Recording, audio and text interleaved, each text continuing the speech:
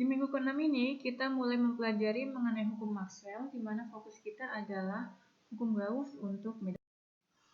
Hukum Maxwell pada dasarnya adalah hukum yang membahas hubungan antara medan listrik, medan magnet dengan sumber-sumbernya, di mana sumber dari medan listrik adalah muatan, sedangkan sumber dari medan magnet adalah arus.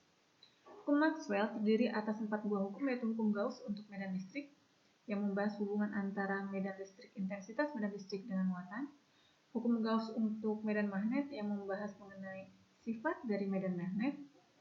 Yang ketiga adalah hukum Faraday yang membahas mengenai hubungan antara medan listrik dan medan magnet. Yang keempat adalah hukum Ampere yang membahas antara rapat flux magnet dengan arus.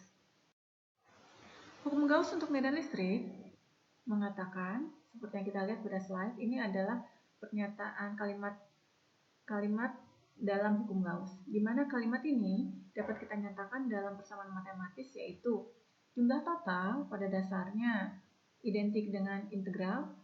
Flux listrik adalah besaran yang ditandai dengan epsilon 0 dikalikan dengan intensitas medan listrik yang menembus.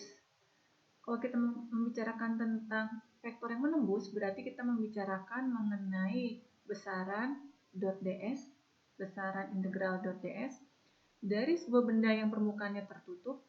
Kalau benda permukaannya tertutup, berarti integralnya adalah integral tertutup, sama dengan jumlah muatan yang dilingkupi oleh permukaan tertutup tersebut, dan kalimat matematiknya adalah seperti ini.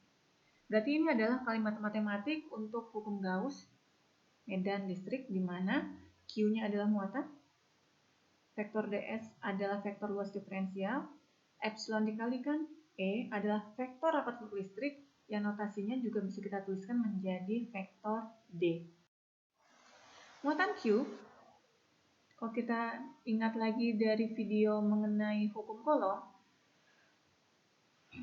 Q itu adalah muatan, sedangkan dQ itu adalah sebagian dari muatan, di mana dQ dapat dinyatakan dengan integral rho LdL, sehingga Q sama dengan integral rho LdL. dQ bisa juga dinyatakan dengan rho SDS, dQ juga bisa dinyatakan dengan rho VdV, sehingga dari ketiga persamaan ini, maka hukum Gauss untuk medan listrik dapat dinyatakan seperti yang kita lihat, bagian berwarna hijau, bagian berwarna ungu, dan bagian berwarna krem ini. Tapi nanti di bab 2 akan kita lihat bahwa hukum Gauss ternyata menggunakan persamaan yang berwarna coklat ini, di mana integral tertutup dari epsilon 0 E dot ds sama dengan integral rho v dv. Untuk materi berikutnya, kita akan menggunakan hukum Gauss untuk medan listrik untuk menghitung intensitas medan listrik yang disebabkan oleh suatu muatan yang disebabkan oleh muatan yang berbentuk khusus. Terima kasih atas perhatiannya.